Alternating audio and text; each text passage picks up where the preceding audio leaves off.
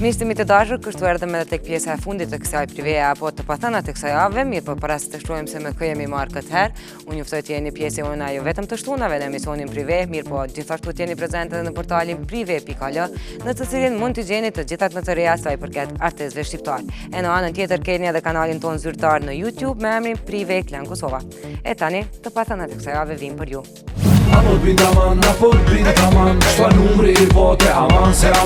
Periudhën e muajve të ngrohtë dyshja blonde ndrill e kaluan me gjinse. Kjo këngë u stërdëgjua dhe u bë pjesë e listës së hiteve verore. Projekti i radhës nga po këta dy artistë është në proces të punës. Me tekst e muzik nga DJ Blonde dhe Real One, kënga më e re ende e pa titull vjen në tetor me shumë ritëm. Ky projekt sigurisht se do të ketë edhe videoklip, i cili mendohet se do të realizohet nga Max Production.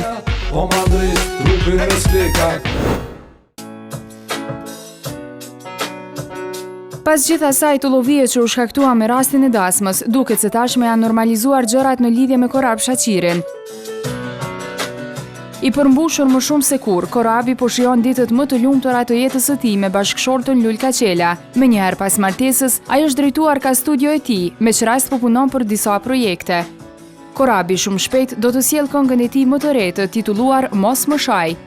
Përveç këtij projekti, ai po punon edhe në album i cili do të ketë hiç më pak se 20 këngë. Gjithashtu Korabi është kompozitori instrumentali të një filmi shqiptar, i cili është i mbështetur nga Qendra Kinematografike e Kosovës.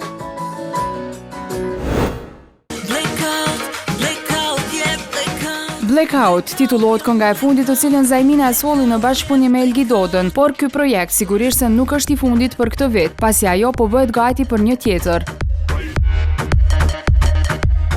Skametlon titullohet kjo këngë, xhirimet e së cilës pritet të nisin brenda 2 muajve me Max Production. Teksti i këngës është shkruar nga Plasta, i cili edhe do të jetë pjesë e këngës, derisa muzika është komponuar nga Devox dhe Gramos Kozeli.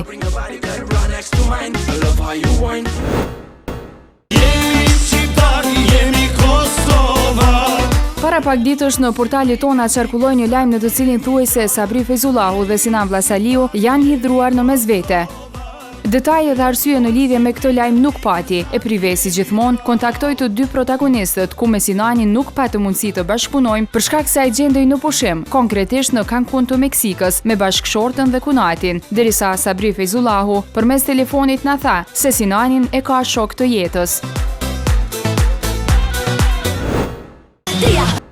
Zemrëm plot që pim bosh, djaliri e bukurosh. Edhe Albatriti po punon pa ndërpre.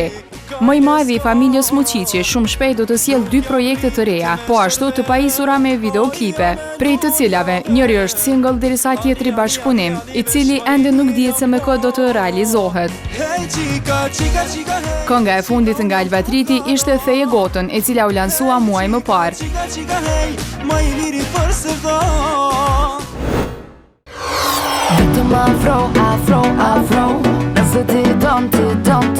Dhurata Dora qysh me fillim të javës do të nisë xhirimet për këngën e re, e cila po ashtu është pa emër. Dhurata është tekstshkruesi i kësaj këngë, derisa muzika është komponuar nga producenti i saj Allandi.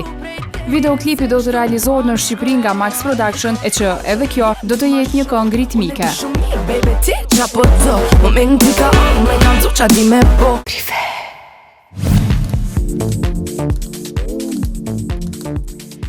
Miqtë mi të dashur, një falenderim i posaçëm shkon për sponsorët tanë, ata janë Vala Forti dhe Golden Eagle.